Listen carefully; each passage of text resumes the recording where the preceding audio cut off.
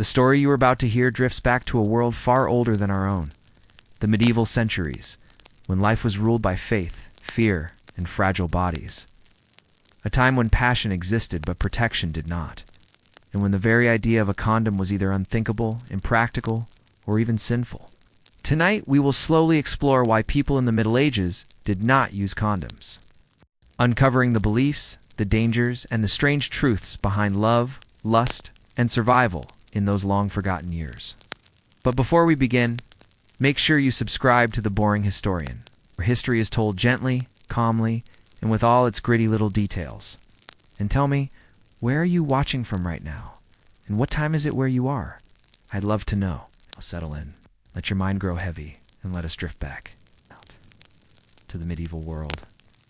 Imagine drifting back in time to a world lit only by firelight, where nights stretched long and cold, and where the silence of the countryside was broken only by the barking of dogs or the toll of a distant church bell. This was the medieval world, a place of castles and fields, of monasteries and markets, but also a place where people lived without the most basic form of protection we take for granted today, the condom. Sex was not absent from medieval life. In fact, it was everywhere. Families were large, children crowded into small cottages, and the human body was never far from sight in cramped living conditions. But sex was not usually spoken of openly, except in whispers, jokes, or the harsh words of priests condemning sin. It was part of life, necessary for the survival of families and lineages, yet wrapped in fear. Fear of sin, fear of pregnancy, fear of disease. When we ask why medieval people did not use condoms, we first need to understand the mindset of the time. To them, the idea of separating pleasure from danger was nearly unthinkable. In their eyes, sex had clear purposes: to create children and to satisfy, with limits, the natural urges of the body. The notion that one might enjoy sex while avoiding consequences would have seemed both unnatural and, in many cases, sinful. Survival was at the heart of everything. For peasants, life meant scraping by on little food, hoping the harvest was good, and keeping enough children alive to work the land. More children meant more hands for labor, and while childbirth was dangerous, it was also necessary. A peasant family without children faced poverty and ruin. Thus, the very idea of preventing pregnancy, let alone with a device like a condom, would have been alien, even dangerous to their way of thinking. For the nobility, sex was tied to politics and inheritance. A lord needed an heir, a son to pass on his lands and titles. A queen was valued for her fertility, her ability to produce children who would carry on the dynasty. The idea of protection in such cases would not only have been pointless but potentially disastrous. To use something that might prevent conception would undermine the very purpose of their unions. And then there was the church. The medieval church loomed over every aspect of daily life. It dictated when one could marry, when one could lie with a spouse, and even what positions were acceptable in the marital bed. Priests thundered from pulpits about the dangers of lust, the sin of adultery, and the punishments awaiting the unrepentant. To seek to control fertility, to prevent the natural outcome of intercourse, seen as playing God. Contraception, in whatever form, was forbidden, and those who dabbled in such things risked eternal damnation. Disease, too, played a role, though not in the way we might expect. In the medieval period, before the arrival of syphilis in the late 15th century, venereal disease was not widely understood. Some illnesses existed. Yes, gonorrhea and other infections circulated quietly, but they were rarely recognized as sexually transmitted. Instead, people blamed foul air, bad humors, or even the will of God. Without the knowledge of how such diseases spread, there was little reason to invent or seek out protection. Why cover oneself if you did not know there was something to guard against? Instead of condoms, medieval people turned to other forms of protection, many of them strange and ineffective. Some women used herbal mixtures to try to prevent conception, drinking teas or inserting concoctions made of honey, vinegar, or even animal dung. Others relied on charms, amulets, or whispered spells, a piece of iron under the bed, prayer spoken at the right time of the moon. These were their shields against pregnancy and disease. But for most, sex remained what it had always been: risky, necessary, and unavoidable. pleasure was rarely separated from consequence. There was no barrier, no sheath, no safe method to rely on. To live in the medieval world was to live in a world without protection, where each union carried weighty risks, and yet where desire could not be silenced. As we settle into this story, remember, the absence of condoms in the medieval world was not just about technology. It was about faith, survival, ignorance, and culture. It was about a worldview that could not imagine sex as something separate from danger. And so, our journey begins in this unprotected world, where people carried on as best they could, guided by fear, duty, and sometimes secret desire. Before diving deeper into the Middle Ages, we must pause for a moment and look backward, to the distant past, where the very first whispers of the condom can be found. Because the idea was not entirely unknown in the world before the medieval period. There were cultures far away in time and place that experimented with protective sheaths. Yet somehow, as Europe entered its medieval centuries, these fragile experiments faded into obscurity. In the ruins of ancient Egypt, some wall paintings appear to show men wearing coverings over their members, perhaps linen sheaths or animal membranes. Scholars still debate their purpose. Were these decorative, symbolic, or practical? Some believe they may have been used to protect against insects or disease. Others think they were a kind of ritual ornamentation. Whatever the truth, the images suggest that the idea of covering the male organ was not unknown in the ancient world. The Romans, too, had their own crude versions. There are scattered references to the use of animal bladders and intestines tied at the base with string.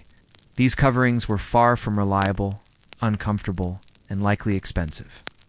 They may have been used by some men in brothels, both for novelty and for a dim sense of protection, but they were never common.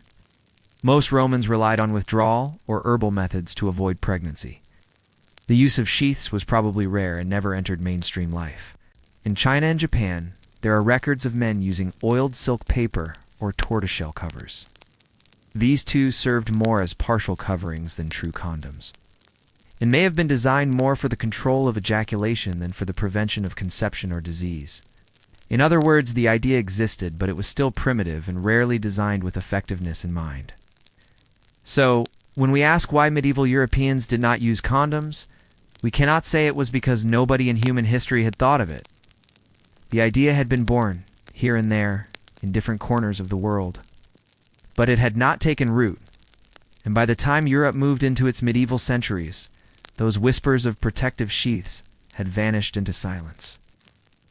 Without latex, without rubber, without any kind of flexible, durable substance, early condoms were crude, uncomfortable, and difficult to make. They were not practical for everyday use.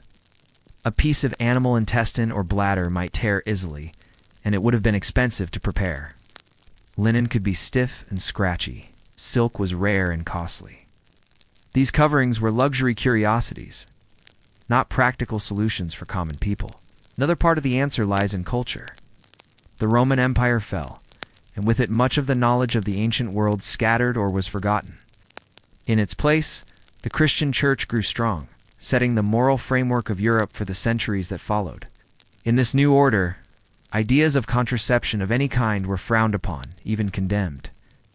The survival of early sheaths may have been possible in some corners of the world, but in Christian Europe, the climate was hostile to them. Anything that hinted at preventing pregnancy was considered sinful. And so, by the medieval period, when peasants were tilling their fields and lords were securing dynasties, condoms were not part of the picture. The fragile experiments of the ancients had not survived. Instead, sex returned to its unguarded, risky, and very human form. People relied on herbs, charms, and chants, but never sheaths. This is where the story grows more intriguing.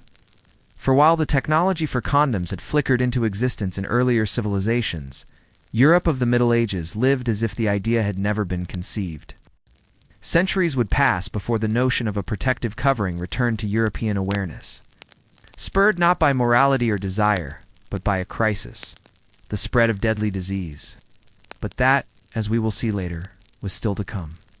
In the early medieval centuries, the whispers of ancient condoms were forgotten.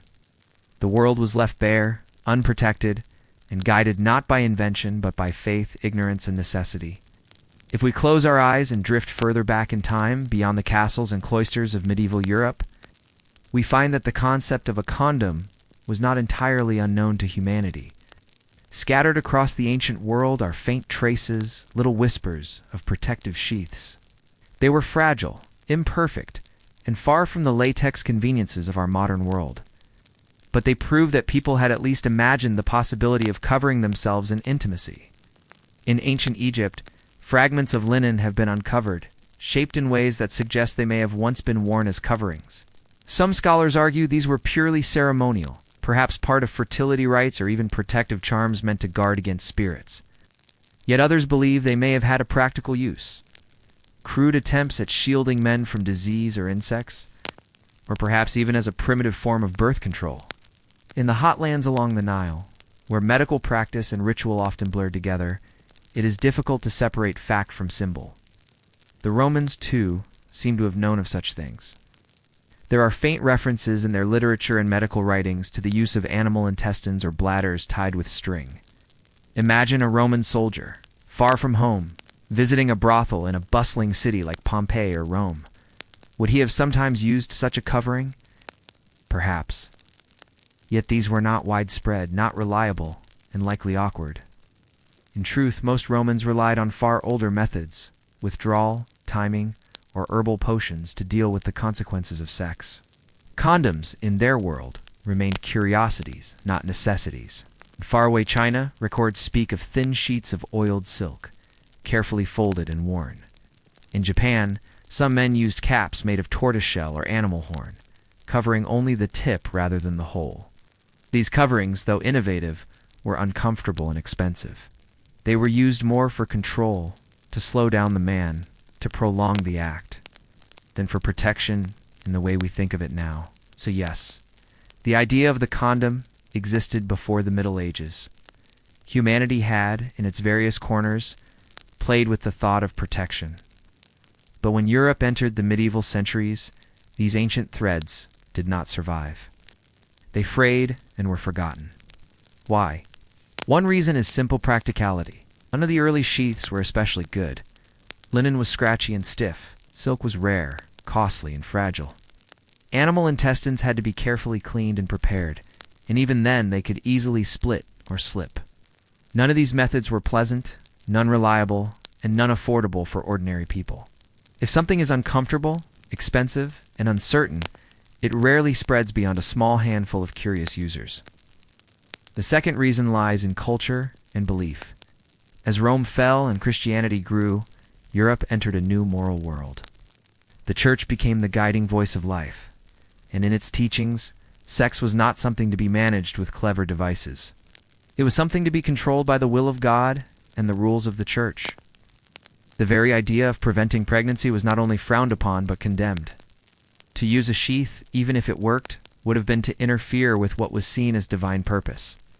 Thus, the whispers of protection, faint as they were, found no soil in which to grow. The third reason is ignorance of disease. Before the Great Plague of Syphilis arrived in the late 1400s, most Europeans had little awareness of sexually transmitted illness. Gonorrhea and other infections did exist, but they were poorly understood and often blamed on bad air, humors, or the will of heaven. If no one clearly connected sickness to sex, then the notion of using a barrier to guard against it never took root. And so, by the time we step into the Middle Ages proper, Europe had slipped into a world without these ancient experiments. The linen sheaths of Egypt, the silk wrappers of China, the animal bladders of Rome, all had faded away, remembered only dimly or not at all. Medieval men and women lived as though the idea had never existed. Their world was raw, immediate, and exposed. When they loved, they risked. When they sought pleasure, they carried the weight of consequence. And when they whispered in the dark, they did so without any thought of covering or shielding. The old whispers had been silenced, replaced by faith, fear, and necessity. It would take centuries and a crisis of disease before Europe rediscovered the notion of the condom. But in the medieval centuries themselves, the world remained bare, unguarded, unprotected, and deeply vulnerable. To understand why medieval people never reached for condoms, we must step into the world of medieval medicine, a place of strange theories, ancient authorities, and curious practices. It was a world where science as we know it had not yet taken root, where the wisdom of Greek and Roman texts mingled with superstition, and where healers and physicians struggled to explain the mysteries of the human body with the tools they had. At the heart of medieval medicine lay the theory of the four humors: blood, phlegm, black bile, and yellow bile. According to this system, inherited from the writings of Galen and Hippocrates, all health and sickness came from the balance or imbalance of these fluids. Your too much blood might cause fevers and passion. Too much black bile might bring melancholy. Physicians believed that sex itself could alter the humors, either relieving tension or stirring up disorder, depending on the person. Protection from disease in this framework was not about barriers, but about balancing the body's fluids. When it came to pregnancy, the misunderstandings ran even deeper. Many physicians believed that conception required both man and woman to emit seed. If the woman did not climax, some argued, pregnancy could not occur. This belief meant that pleasure was not only tolerated in marriage, but sometimes encouraged, though always within strict moral limits. Others thought that certain positions in intercourse could increase or decrease the likelihood of pregnancy. Still others turned to the stars, claiming the movement of the heavens could determine fertility. Preventing pregnancy, however, was a dangerous subject. The church strictly forbade contraception, but some healers quietly passed along recipes and remedies in secret. These might involve drinking herbal concoctions of pennyroyal rue or juniper, which were believed to cool the womb or make it inhospitable to seed. Women sometimes inserted pessaries made from mixtures of honey, vinegar, or animal dung. These methods were often painful, sometimes poisonous, and rarely effective. But in a world without condoms, they were among the only options women had, if they sought to control conception. As for disease, medieval physicians had little understanding of sexual transmission. Illness was explained through humors, miasma, bad air, or the punishment of God. Gonorrhea and other infections were known, but they were not clearly distinguished from other ailments. A man suffering from painful urination might be told he had an imbalance of heat in his body, or that he had angered the divine. Without knowing that sex spread these conditions, there was no clear reason to develop or use a physical barrier. Healers and barber surgeons, those who served the poor and common folk, relied more on folk remedies than book learning. They might prescribe baths and herbal waters, bleeding to balance the humors, or charms whispered under the breath. In rural villages, old women served as midwives and wise healers, passing down remedies through memory and tradition. Some were practical, using plants with mild contraceptive effects. Others were purely superstitious, placing iron objects under the bed, wearing amulets of certain stones to ward off unwanted pregnancy. It is striking how deeply belief shaped practice. Because disease was not seen as something spread by contact, because pregnancy was misunderstood, and because morality framed sex as something beyond human control, the very idea of a condom simply did not fit into their medical world. A sheath could not balance the humors. It could not cleanse bad air. It could not please God. To them, it was not a medical tool at all. So the medieval world carried on without. Couples risked pregnancy with every union. Prostitutes and their clients exchanged disease unknowingly. Healers offered herbs and prayers, but no sheath of linen or bladder was passed from hand to hand as common practice. Medicine had not yet discovered the logic of protection. And as the candles burned low in stone chambers and timber cottages, people continued as they always had, their understanding limited by the ideas of their age. It would take centuries and a revolution in medicine before the true reasons for illness and pregnancy were uncovered. But in the meantime, the medieval body remained bare, exposed not only to passion, but to the many risks that passion carried. If we pause to imagine the medieval world at night, a small village under a sky full of stars, smoke rising from hearth fires, people huddled together in cramped timber cottages, we must remember that beneath the surface of daily life disease was always present. Fevers, plagues, coughs, and childbirth claimed lives at every turn. Yet when it came to illnesses we now call venereal, the medieval mind barely understood them. The great terror of syphilis, the disease that would later sweep across Europe in the late 1400s, had not yet arrived. Without that crisis, sex was rarely associated with fatal contagion. People did know of discomforts and strange afflictions that followed intimacy: sores, painful urination, discharges. These conditions were real, but they were explained in other ways. A man suffering such symptoms might be told he had too much heat in his body, that his humors were unbalanced, or that he had been struck by bad air. A woman suffering similar complaints might be told her womb was wandering, or that she had been cursed. The link to sexual contact was not drawn clearly. For this reason, there was little fear to drive the invention or adoption of condoms. When one does not believe that sex itself spreads disease, a barrier seems pointless. Instead, the medieval world reserved its true terror for other illnesses: leprosy, plague, fevers, and the dangers of childbirth. These were the killers people feared, prayed against, and built their rituals around. The quiet, lingering infections of the sexual world remained in the shadows. In brothels, sex was conducted openly and without protection. Town councils sometimes regulated prostitution, insisting that women undergo inspections by local healers. But the purpose of these inspections was less about disease prevention and more about maintaining order and tax revenue. If a prostitute was found unwell, she might be expelled or confined, but rarely was there an understanding that she might spread her condition to her clients. The blame was often cast on her alone, as if her body carried sin, rather than on the act of intercourse itself. Among the upper classes, the same lack of awareness persisted. Kings and nobles sometimes fell ill with painful ailments of the body, but physicians explained these in terms of humors, diet, or divine punishment. The idea that a woman or a man might pass infection through intimacy was a thought that had not yet fully entered medical or cultural consciousness. What this meant was that disease did not function as a deterrent in the way it does for us today. People feared hellfire more than gonorrhea. They feared unwanted pregnancy far more than infection. For most medieval men and women, risks of sex lay not in catching a disease, but in conceiving a child they could not support, or in being caught by the church in an act of sin. The absence of syphilis, in particular, is key to understanding this world. When syphilis erupted across Europe at the end of the 15th century, leaving behind horrendous sores, deformities, and death, it changed everything. Suddenly, the danger of sex was clear and terrifying, and condoms began to re-emerge as a desperate defense.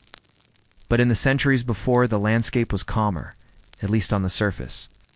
Disease was not seen as a pressing threat of intimacy, so the medieval bed remained uncovered, unprotected, and vulnerable. Desire flowed freely, but ignorance shielded people from understanding the consequences. They lived in a world where passion was sinful, but not deadly, where intimacy was dangerous in other ways, but not in the way we think of today. And thus, as the medieval night stretched on, people carried on their unions without sheath or barrier, never imagining that a storm of disease, centuries away, would one day give birth to a new way of thinking about protection. To truly understand why condoms found no place in medieval life, we must step into the chamber of a medieval woman. A small, smoky room with straw on the floor, a wooden dead creaking under rough blankets, and the scent of herbs burning to ward off evil spirits. Here, pregnancy was not a blessing alone. It was a shadow, heavy with fear. For in the medieval world, the greatest danger a woman faced was not venereal disease, but childbirth itself. Every pregnancy carried the risk of death. Midwives were skilled, but their tools were limited. Physicians, often trained in universities, were rarely present for births, which were seen as women's affairs. A laboring woman relied instead on her mother, her neighbors, and her local midwife, all experienced. But without real medical knowledge, hemorrhage, fever, obstructed labor, and infection were common killers. A single difficult birth could end a young life. For this reason, many medieval women viewed sex not as a path to pleasure, but as the road to risk. Each time a husband turned to his wife in the night, she knew it could mean another pregnancy, and another brush with death. Childbearing Was relentless. Women of the peasant class bore child after child because survival depended on it. Many children died young from hunger or disease, so mothers bore more, hoping that some would live. Noble women, too, endured repeated pregnancies, because dynasties demanded heirs. Compared to this daily, ever-present peril, the shadow of venereal disease seemed distant, almost invisible. A strange rash, a painful urination. These things could pass or be explained away as humor's gone astray. But pregnancy was immediate, constant, and unavoidable. Every woman knew someone who had died in childbirth. Every family had lost a mother, a sister, or an infant. The memory of such losses lingered in households and villages, making pregnancy a source of dread even as it was celebrated. Protection from conception, then, would have been the most valuable safeguard. Yet it was precisely the thing forbidden. The Church taught that children were God's gift and that preventing them was a sin. To refuse fertility was to refuse divine will. Some women sought out herbal remedies in secret, swallowing bitter brews of pennyroyal or rue. Others whispered charms over their wombs or wore amulets to guard against conception. These were acts of quiet defiance, done in fear and desperation. But a physical barrier, a condom, was never in reach. Not only was it absent in practice, but its very idea clashed with the structure of medieval society. Husbands, seeking heirs, or farmhands had little reason to consider such protection. Wives, burdened by duty and bound by faith, had little power to demand it. And even if some crude sheath had been offered, it would have seemed strange, uncomfortable, and perhaps even sinful. So the cycle continued. Women bore children again and again, each birth another risk, each pregnancy another trial. Some survived into old age, worn but alive, surrounded by children and grandchildren. Many others were buried young, their lives cut short by the very act of bringing forth new life. In this world, condoms would have seemed almost miraculous, a way to ease the terror of conception, yet they never appeared. Instead, women endured, relying on prayer, luck, and the skill of their midwives. And so, in the medieval bedroom, the true peril of sex was not disease, but childbirth. That fear overshadowed all else, shaping the way men and women thought about intimacy, survival, and their fragile place in the world. If condoms were absent in the medieval world, people did not simply surrender to fate. Instead, they turned to what they did have: charms, herbs, whispered prayers, and a tangle of old folk wisdom handed down through generations. To us, these methods may seem strange, even laughable, but for men and women living in constant fear of pregnancy or misfortune, such remedies offered a fragile sense of control. One common approach was the use of amulets, a small pouch tied at the waist, filled with herbs, stones, or even bits of bone, was thought to shield a woman from conception. Some charms carried written words, snippets of psalms, or magical symbols inked on parchment and worn close to the skin. Others involved animal parts, a hare's foot, a rooster's testicle, or the dried womb of a sheep. To medieval minds, these objects carried hidden power, resonating with nature's mysteries and offering a silent barrier against unwanted pregnancy. There were also potions and brews made from plants known to affect the body. Pennyroyal, rue, juniper berries, and silphium in earlier times were all believed to prevent conception or drive away a pregnancy. Women drank bitter teas, chewed raw herbs, or carried sprigs against their skin. Some remedies worked as mild contraceptives, others as dangerous poisons. Many women risked their health, even their lives, in the hope of avoiding yet another perilous childbirth. Other practices were stranger still. Some texts advised women to jump backwards 7 times after intercourse, or to sneeze forcefully to expel the seed. Others suggested washing with vinegar, salt water, or even wine, a crude attempt at what we might now call a contraceptive rinse. In certain regions, women were told to place a frog's thigh bone around their neck, or to urinate through a keyhole to ward off fertility. These rituals blended medicine, superstition, and ritual into a confusing tapestry of belief. Underlying it all was a desperate truth. People longed for protection, but lacked the knowledge to create it. The Church, meanwhile, discouraged any attempt to block conception, teaching that such acts were sinful and unnatural. Yet ordinary men and women quietly continued their experiments in private, balancing faith with fear. In the flickering firelight of a medieval cottage, a woman might sip a bitter brew, clutch an amulet at her chest, and whisper a charm before lying down beside her husband. Whether these remedies worked or not was almost beside the point.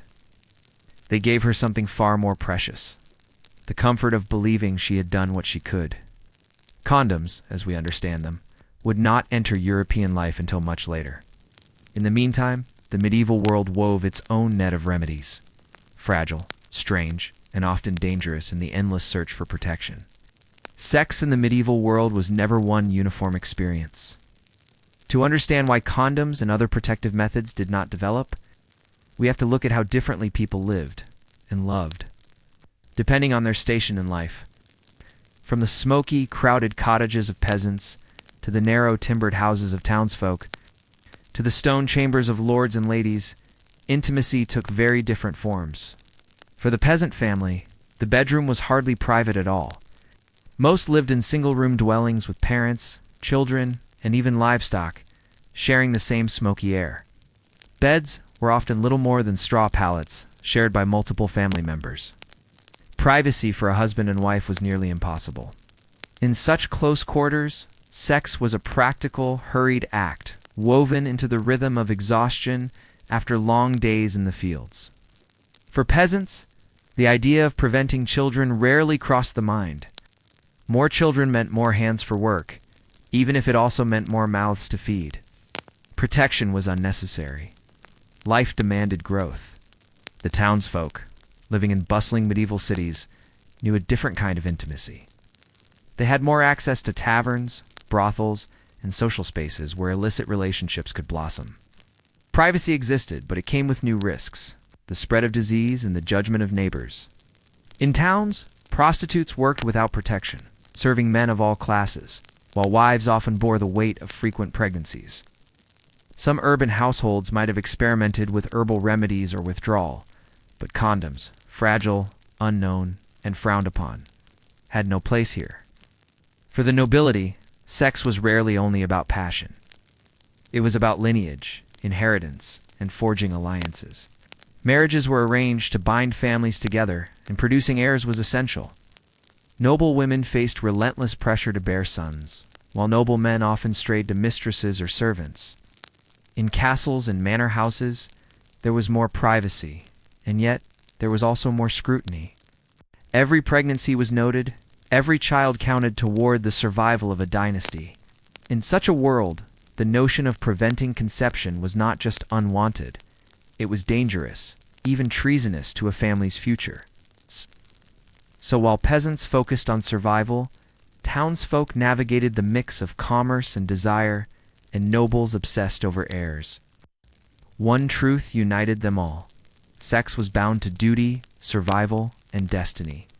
The idea of using something like a condom, a deliberate barrier between seed and womb, would have felt alien, even rebellious. And thus, across the fields, the markets, and the great halls of stone, medieval men and women continued their intimate lives unprotected, guided more by custom and necessity than by choice. When we think of a condom today, we imagine something thin, flexible, and nearly invisible, made from latex or other modern materials.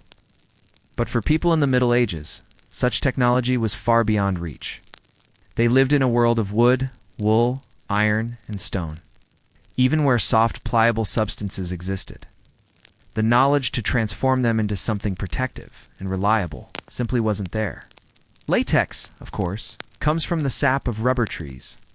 These trees grew in the distant Americas, a world entirely unknown to medieval Europeans before the late 15th century. Even if they had known, they lacked the chemical knowledge to refine rubber into the smooth, elastic material we take for granted. In their world, nature's gifts were harder, rougher, and less forgiving. What they did have were animal products. In later centuries, people would experiment with sheep intestines or fish bladders, creating crude coverings tied with string. But in the Middle Ages, these ideas never truly took root in Europe. Preparing such materials required careful cleaning, stretching, and drying, skills that belonged more to sausage makers than to physicians. Even when tried, these sheaths were stiff, unpleasant, and expensive. They were curiosities, not common practice. Cloth, another option, was everywhere: linen, wool, and even silk among the wealthy. But cloth was thick and absorbent, hardly suited to delicate protection.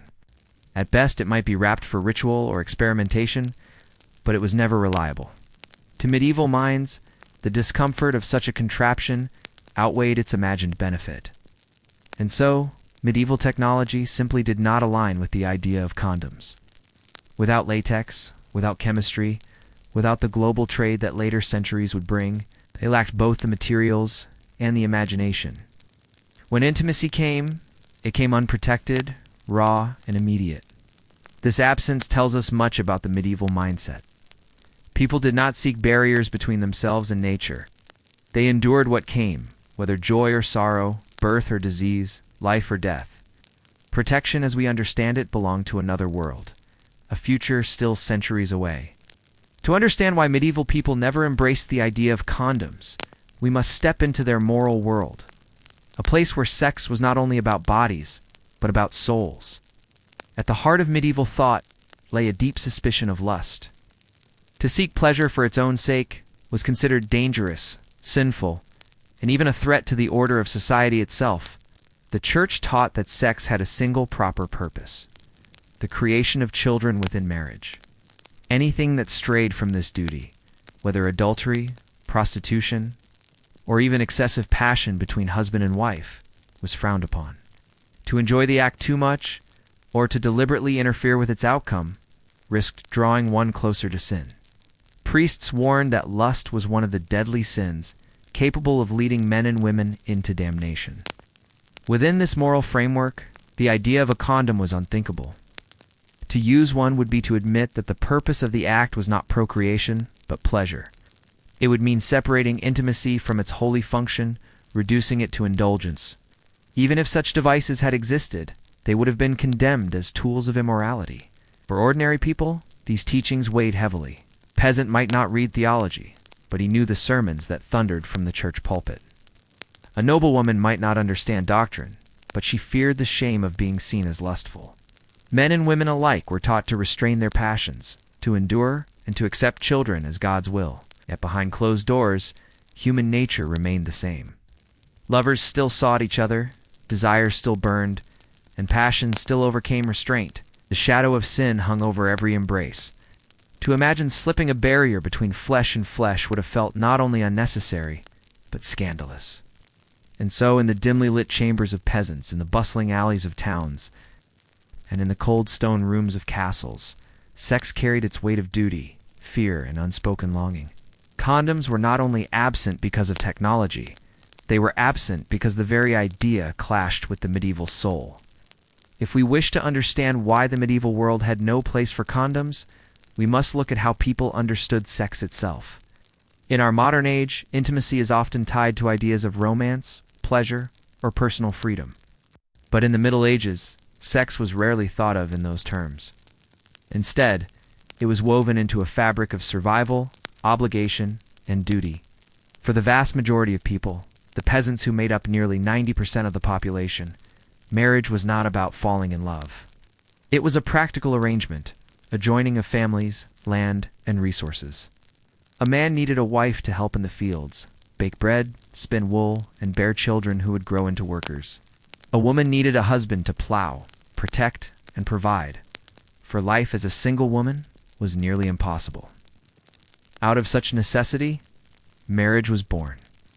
And within marriage, sex had its obvious purpose: children, or children meant more hands to harvest crops, herd animals, fetch water, and carry wood. Even though every mouth was another to feed, a large family increased the chances of survival. For childhood diseases often claimed little lives before they had barely begun. To use a condom, had one even existed, would have seemed wasteful, almost foolish. Why would anyone block what they desperately needed, heirs and workers? Among the townsfolk, the artisans, merchants, and tradesmen, the pattern was similar, though shaped by commerce rather than farming. Marriages in cities often joined guild families, strengthening business ties. Carpenter's daughter might be wed to a cooper's son, binding two trades together. Here, too, children were the natural fruit of union, ensuring that knowledge and livelihood passed from father to son or dowry to daughter. To prevent children would have been to weaken the chain of inheritance. For the nobility, the weight of duty was even heavier. A noble marriage was a political contract, sealing alliances, binding lands. and producing heirs to carry on a family name. A baron without a son faced the loss of his estate. King without an heir invited civil war. Noble women bore enormous pressure, for their worth was often measured in how many healthy children they produced. Every pregnancy was a matter of dynastic survival. The idea of a condom in such a world would have been absurd, even treacherous. To block conception was to endanger the lineage itself. Even within marriage, intimacy was not always private. Families, neighbors, and even the church kept a watchful eye on a couple's ability to bear children. A barren union was pitied, whispered about, and sometimes annulled. Husbands who failed to father children risked disgrace, while wives who could not conceive faced suspicion, shame, or accusations of witchcraft. In such an atmosphere, any attempt to prevent pregnancy would have been scandalous. Of course, there were exceptions. Love did exist, though it was often shaped by circumstance rather than choice. A young peasant couple might feel genuine affection, holding hands while tending sheep or whispering by the fire. A noble knight might fall for a lady, though courtly love often remained chaste, a fantasy more than a reality. Ow.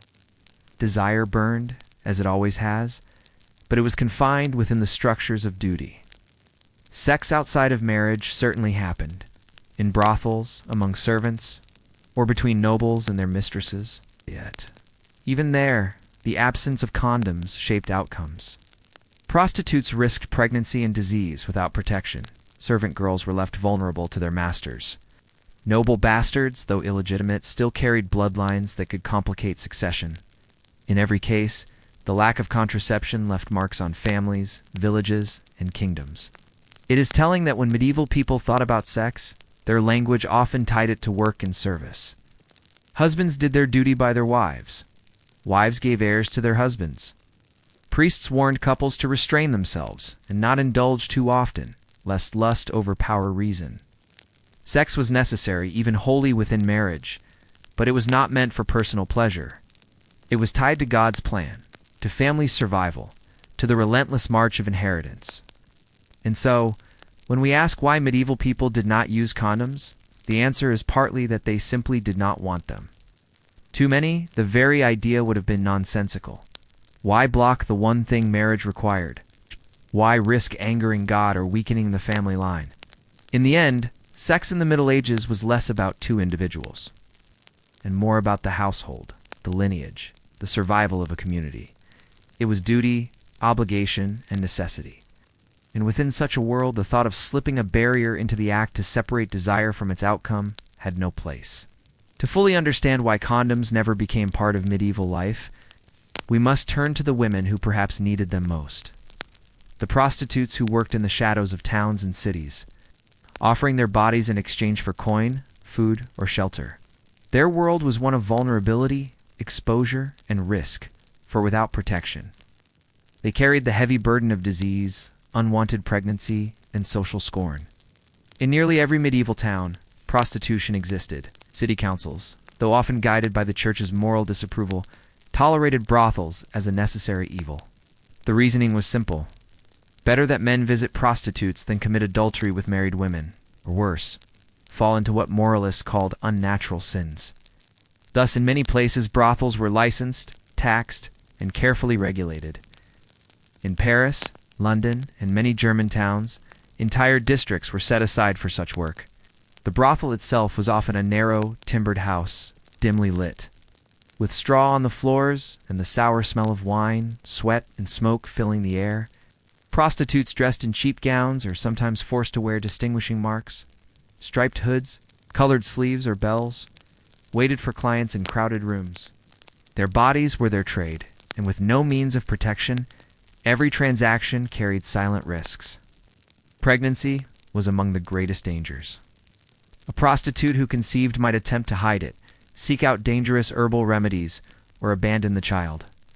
Some children born of prostitutes ended up in foundling hospitals, where survival rates were tragically low. Others were raised in poverty, forever marked by their mother's work. For the woman herself, repeated pregnancies could end her livelihood, for clients often avoided women who bore the visible marks of motherhood. Out. Disease was another shadow. Before the great wave of syphilis swept across Europe in the late 15th century, there were still other venereal illnesses. gonorrhea, chancroid, and a host of unnamed infections that caused sores, fevers, and long-term suffering. But in a time when medical knowledge was minimal, these afflictions were rarely linked directly to sex. A woman might be blamed for being cursed, for living sinfully, or for angering God. Without condoms, there was no barrier, no prevention, only endurance. For prostitutes, life was not only about physical risk, but also about social stigma. They were often treated as outcasts, allowed to serve a function, but denied respectability. In some towns, they were banned from churches, markets, or public festivals. They lived at the margins, tolerated but despised. And yet, despite their hardship, many women turned to prostitution because there were few alternatives. Widows without support, orphaned girls, or wives abandoned by husbands might find themselves with no choice but to sell what they had left, their bodies. The absence of condoms compounded their struggles. Imagine a young woman in a medieval brothel, earning a few coins each night, knowing that each embrace could leave her pregnant, sick, or shunned. There was no way to insist on protection, no knowledge of safe methods, no material thin or durable enough to shield her. She relied instead on luck, herbal washes, whispered prayers, or desperate remedies. Some brothels tried to manage risks in their own ways.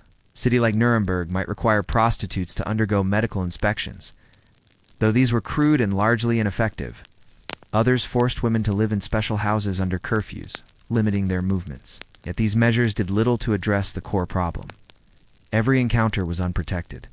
And what of the men? For them, the risks seemed invisible. A nobleman might frequent brothels without fear of his reputation, for male indulgence was often excused. A townsman might slip into the red light quarter after a day of work, spend a coin or two, and return to his wife without a thought. If disease struck, it was often the woman who bore the blame, branded as unclean or sinful. This double standard defined the prostitute's reality. She provided a service demanded by society, yet was punished by the very society that used her. Without condoms, her body became both her livelihood and her greatest danger. In this world, where desire and necessity collided, we see most clearly what was lost without protection. Condoms might have offered prostitutes a barrier against disease, a measure of control over their bodies, a small step toward safety. But in the medieval imagination, such tools did not exist. Instead, prostitutes bore the risks alone, night after night. There lives a stark reminder of how unprotected intimacy could truly be. And so, the brothel stood as a symbol of medieval contradictions. Tolerated yet condemned. Busy yet despised, necessary yet dangerous. Within its walls, countless women lived and died without the simplest protection we now take for granted. In the modern world, when we think of sexually transmitted infections, the connection between intimacy and disease is clear. But in the Middle Ages, such links were far from obvious. Illness was explained not by science, but by a mixture of religion, superstition, and half-understood theories of medicine. To medieval people, disease came without blame at least, not the kind we would recognize today. The foundation of medical thought in Europe was the ancient Greek system of the four humors: blood, phlegm, yellow, bile, and black bile. Health was believed to depend on keeping these humors in balance. If a person became ill, it was assumed that something in their diet, lifestyle, or environment had disturbed this balance. Too much heat, too much cold, too much moisture, or dryness. These were the culprits, not an unseen infection passed from one body to another. Religious explanations were even more powerful. Illness was often seen as a punishment from God, a test of faith, or the result of sin. A man who fell sick after visiting a prostitute might believe he was being chastised for lust, not that he had contracted a disease from her body. A woman who developed sores or fevers might be thought of as cursed, touched by witchcraft, or suffering from divine judgment. In such a world, there was no room to imagine a simple protective barrier as a solution. In villages, folk wisdom offered its own interpretations. Some blamed the stars, believing that the alignment of planets could send illness sweeping across the land. Others looked to the natural world: bad air, swampy water, or the bite of unseen creatures. People spoke of foul humors rising from the earth, spreading through towns and lodging in human bodies. They might bathe in herbal infusions, burn incense, or wear charms to ward off what they thought were external forces of corruption. What was missing was the concept of contagion through contact. Even though people noticed that disease could spread, for instance, during the Black Death, they rarely applied the same logic to sex. A prostitute who fell ill was not seen as carrying an infection to her clients, but as a sinful woman receiving her just reward. A man who grew weak after years of indulgence was described as consumed by lust rather than sickened by venereal disease. The absence of blame as we know it allowed unprotected intimacy to continue without question. It is important to remember, too, that not all diseases left clear marks. A fever, a weakness, or a wasting away could be caused by dozens of ailments in the medieval world. With no microscopes, no germ theory, and no real medical testing, people lumped illnesses together, rarely isolating one cause from another. In such confusion, the link between sex and sickness dissolved into the background noise of everyday suffering. And so, the medieval world lived in a state of uncertainty. Illness came, and illness went. Sometimes it struck the sinful, sometimes the pious, sometimes the young, sometimes the old. People prayed, they endured, they sought remedies, but they rarely saw their private acts of intimacy as a danger. Without this awareness, there was no pressure to develop or adopt protection like condoms. It would take the catastrophe of syphilis in the late 15th century, spreading rapidly, visibly, and unmistakably tied to sexual contact, to force Europeans to begin rethinking these assumptions.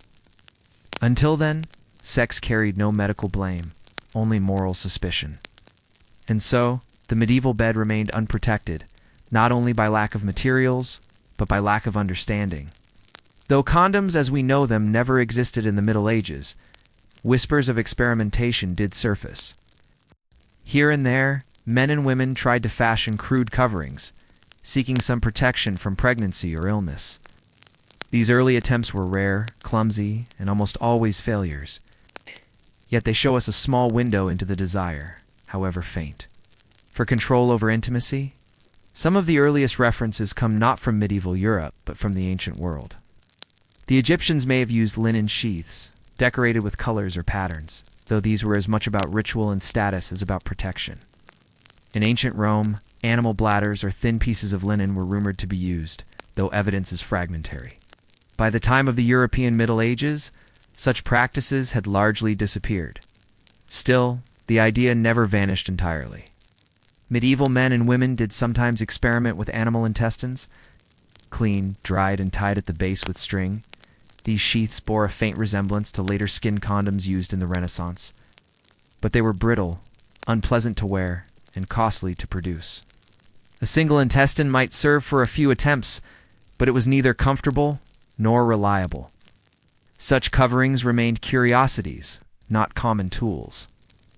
Others tried cloth wrappings. A strip of linen or soft wool could be bound loosely, but such methods absorbed fluids rather than blocking them. They were uncomfortable and often slipped. Cloth coverings may have been used more as talismans, gestures toward prevention than as practical solutions. Occasionally, oiled paper or parchment was mentioned, though again these were stiff and impractical. Imagine the sensation of stiff parchment between two bodies. It offered little protection and much discomfort.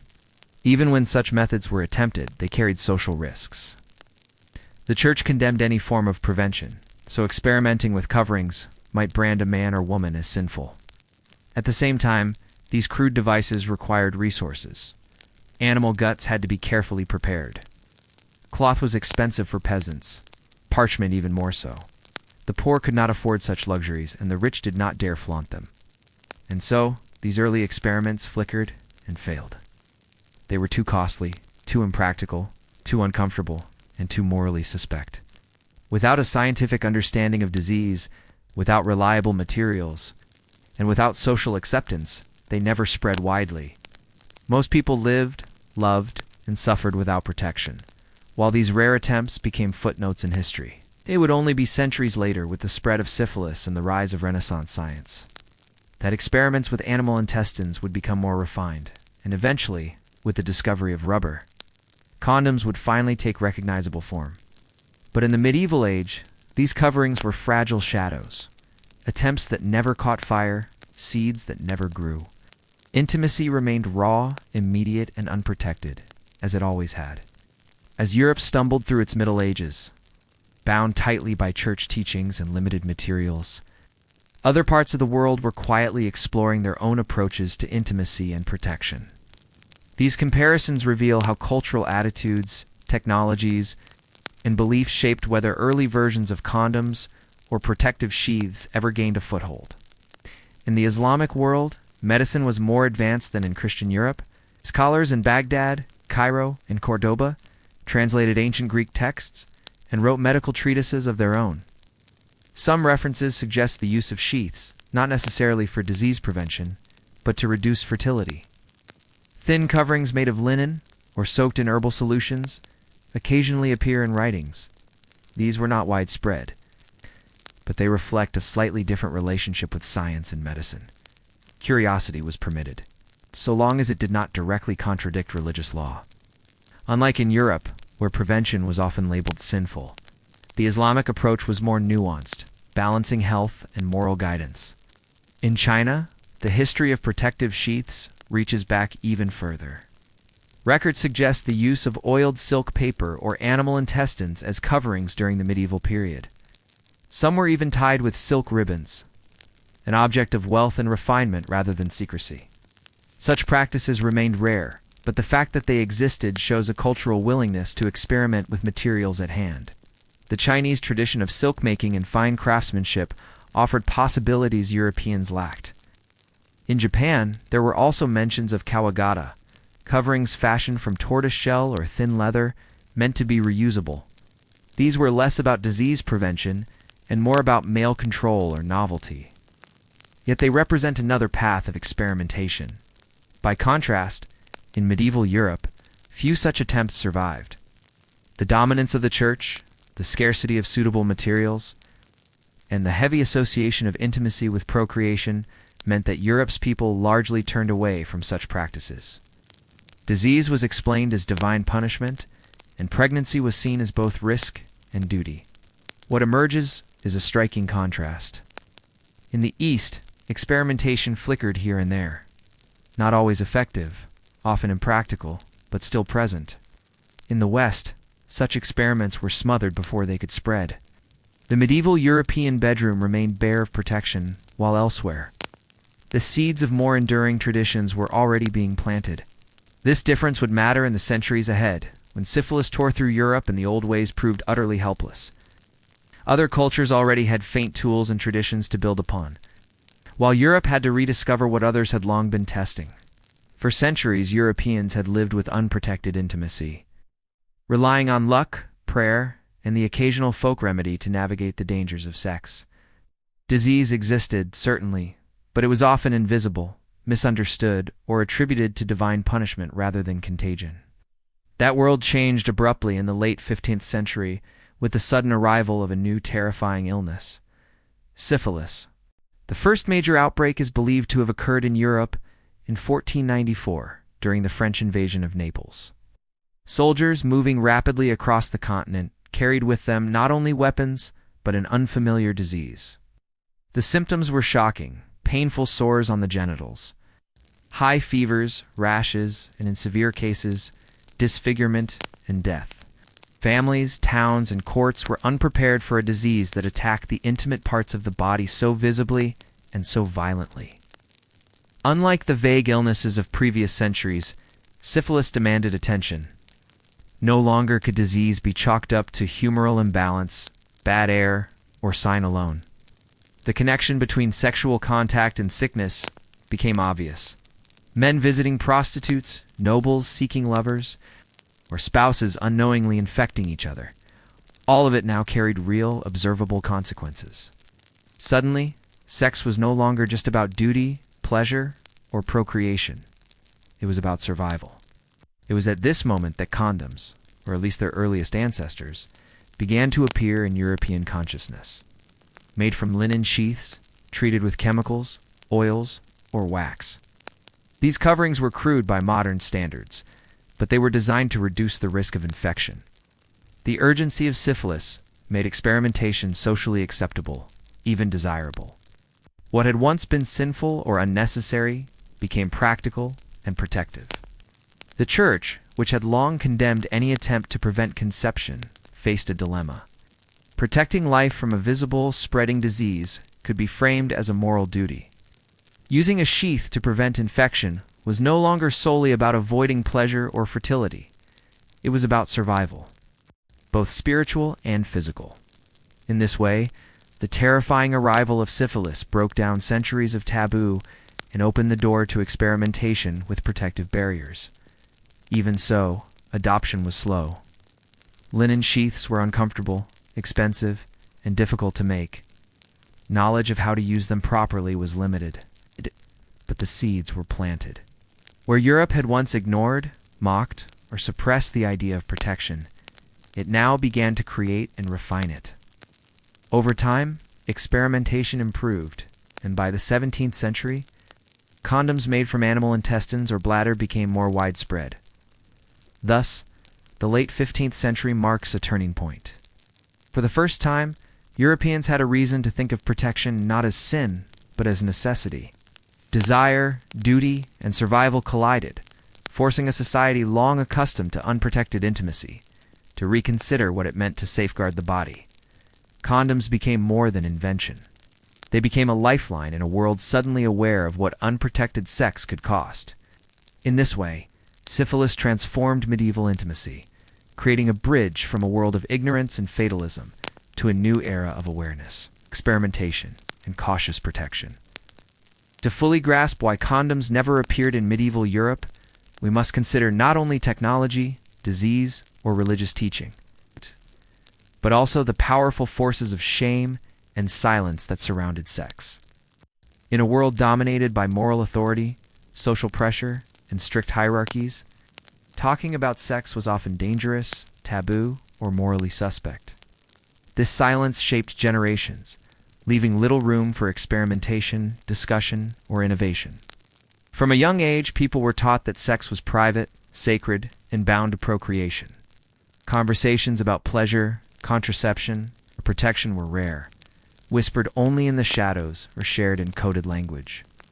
Husbands might discuss children with their wives, midwives might advise on childbirth, but the notion of preventing conception or avoiding disease was rarely articulated openly.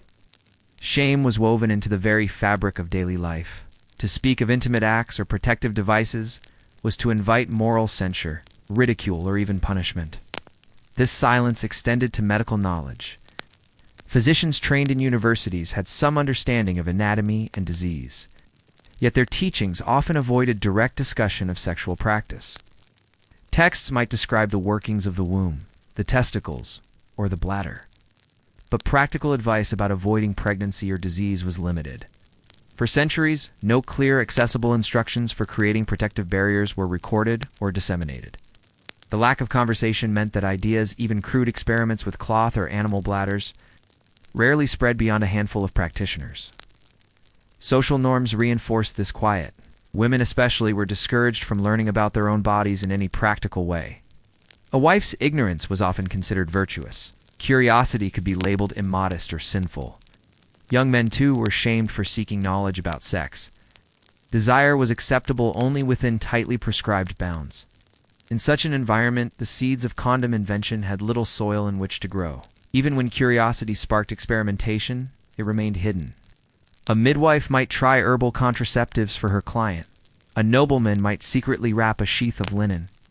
Yet these acts were private, undocumented, and almost never shared. The fear of scandal, combined with moral condemnation, ensured that generations learned little from each other. Thus, silence became self-perpetuating. Without open discussion, there could be no improvement in methods, no widespread adoption, and no refinement of materials. Condoms, though conceivable in theory, remained unmade in practice. Desire, fear, and necessity collided in private, while public conversation avoided the topic entirely. By the time disease like syphilis arrived, medieval Europeans had been conditioned to secrecy for centuries. The idea of protection had to fight against not only technological limitations, and religious teachings, but also a deep cultural habit of shameful silence. Only when the threat became visible, undeniable, and widespread did people begin to overcome the barriers of modesty, secrecy, and fear. In this way, the medieval mindset, built on generations of shame and silence, ensured that condoms would remain absent for centuries, leaving men and women vulnerable, exposed, and unprotected. Intimacy was raw, inevitable, and inseparable from the risks it carried. As our journey through the medieval bedroom draws to a close, it becomes clear that the absence of condoms was not simply a matter of oversight or ignorance. It was the product of centuries of intertwined forces, moral teachings, social expectations, technological limitations, and cultural silence. Each layer reinforced the others, creating a world in which protection as we know it was almost unimaginable. The medieval mind saw sex primarily as a duty rather than a pleasure. It was tied to marriage, procreation, and survival.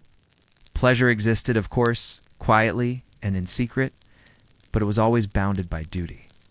From the crowded cottages of peasants to the stone halls of noble castles, intimacy was framed by necessity. Children to work the fields, heirs to inherit estates, and obedience to divine law. Within such a structure, the idea of a barrier between lovers was not only unnecessary, it was morally suspect.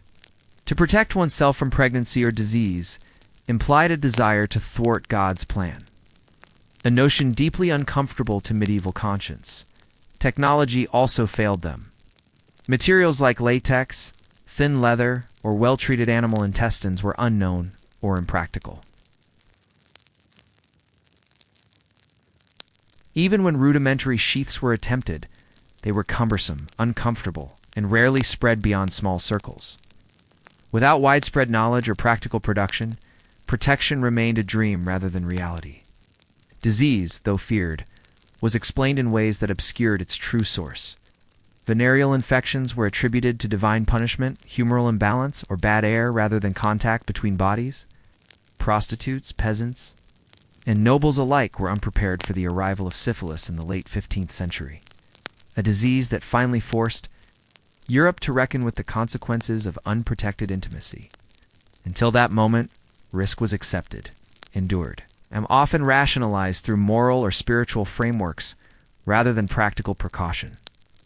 Shame and silence compounded the problem. Conversations about sex, contraception, or protective methods were avoided at all costs. Generations learned little from each other. Knowledge remained fragmented and hidden. Women were discouraged from understanding their own bodies. Men were taught that sexual curiosity was sinful. In this climate, the development of condoms, even in rudimentary form, was virtually impossible. What did this cost medieval people? Countless pregnancies, some welcomed, many dangerous. Women faced the very real peril of childbirth, which could end in fatality. Men and women alike endured disease without understanding its cause, suffering silently. Prostitutes bore the greatest burden, their bodies exposed to risk while society watched in judgment. Across Europe, intimacy was a dance of desire, duty, and danger, a mix of pleasure and peril that modern people can scarcely imagine. Yet, in reflecting on these centuries, there is also a sense of humanity's enduring resilience. People adapted to what they had. Charms, herbs, rituals, whispered advice, and small acts of ingenuity filled the gaps left by absence of technology. Their world was raw, immediate, and sometimes cruel, but it was lived fully in all its hardship and necessity. And so, as we close this chapter of history, let us imagine the flickering candlelight in a medieval cottage, the quiet rustle of straw, the soft whisper of prayers before sleep. The men and women of the past faced dangers we cannot fully grasp. Yet they lived, they loved, and they sought comfort in what little they could control. Good night, dear listener. As you drift into sleep, remember the lives we have explored tonight.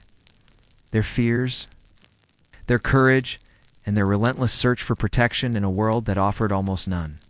May your dreams be gentle, and may the past lull you into quiet reflection, safe and untroubled.